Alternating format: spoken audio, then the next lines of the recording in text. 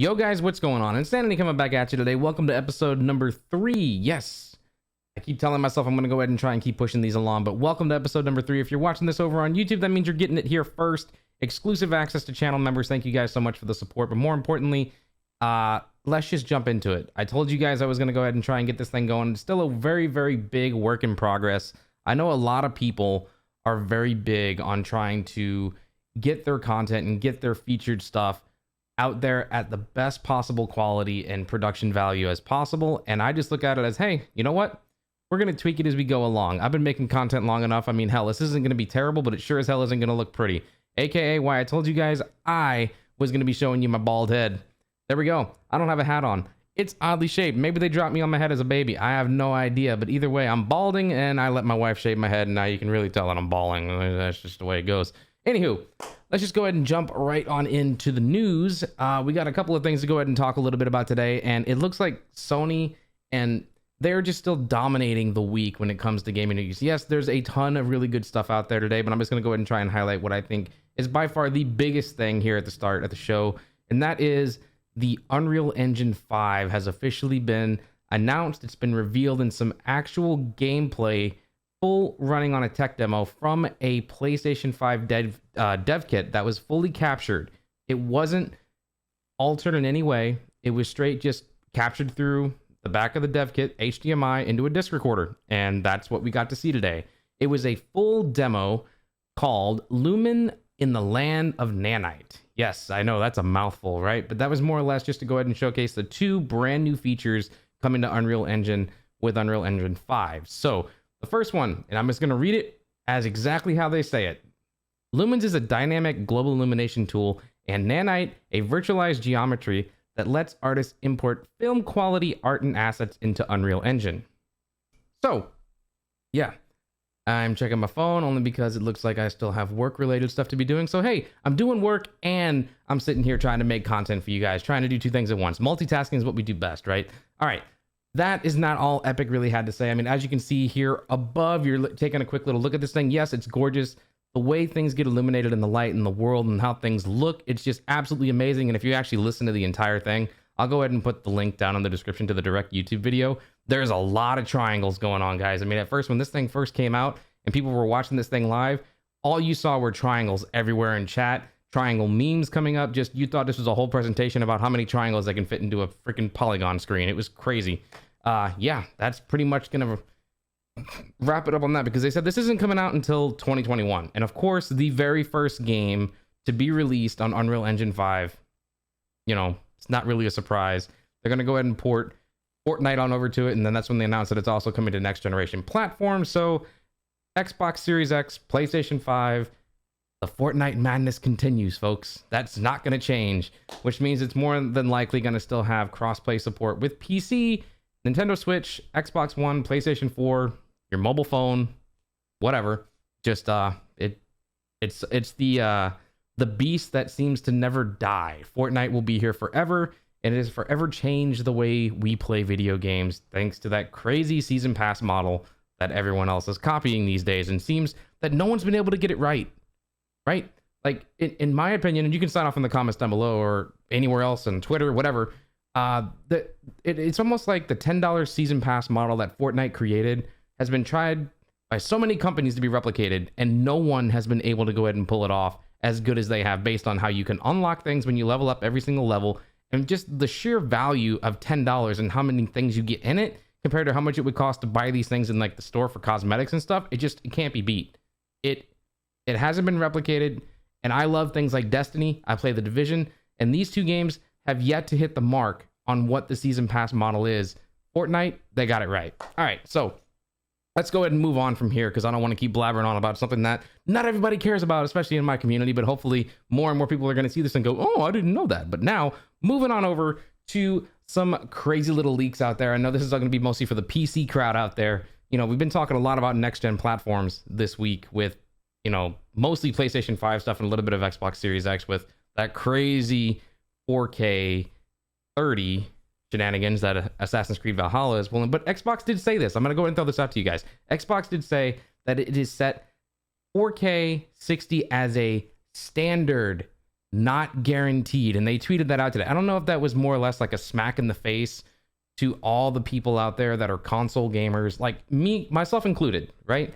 I plan on buying the next gen platforms, even though I play on PC, because I want an option to go ahead and have a platform in my living room or in my bedroom and not have to buy another gaming PC, so I can still hopefully cross save on over to the other games on a different platform and continue my progress and maybe do crossplay with my friends.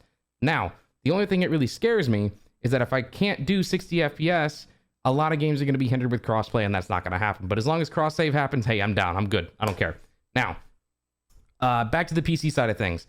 The RTX 3080 Ti just keeps getting hammered with leaks, right? We know Nvidia has a nice little presentation tomorrow to go ahead and talk a little bit about their Ampere graphics cards and their new infrastructure and how things are going to work. But there's some rumblings going around in the PC community about how much of a monster and a behemoth that this new 3080 Ti is. And if it is true, if all this stuff is true, holy crap, myself included, and to anyone out there who currently just purchased a 20 series RTX card, it makes me want to put a bullet in my brain. I know that sounds terrible, but you got to think, I bought a 2080 Ti, $1,200. We're now getting, I've had it since, I don't know, December, somewhere in that time, sometime around December. And now I knew the new graphics card was coming, which means my 2080 Ti would then go into my rendering machine, and then I would get a 3080 Ti and throw it in my gaming machine. But I'm not even going to get the full potential out of this thing, because there's some new stuff coming into the 3080 Ti that is extremely important and will cause gamers to upgrade in order to get through its full potential. Now, let's go ahead and talk a little bit about it. It's going to have a new 3-fan design instead of the 2-fan design. It's going to have the 2 8-pin power connectors, which is, pretty standard and normal. 3 DisplayPort 2.1 connectors, and HDMI 2.1.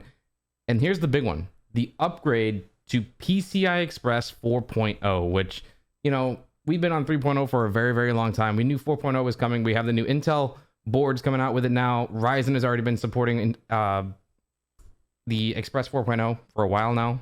And now Nvidia is jumping on board. And now that they're going to be able to go ahead and use all that power of that 4.0 Express lane, man, that's when this comes into play. 18 gigabit per second memory bandwidth. It's 40% faster than a 2080 Ti. I mean, what? That's just insane. And if that doesn't make your head explode, this will. 21 teraflops. Like, my PC will blow up just thinking about it.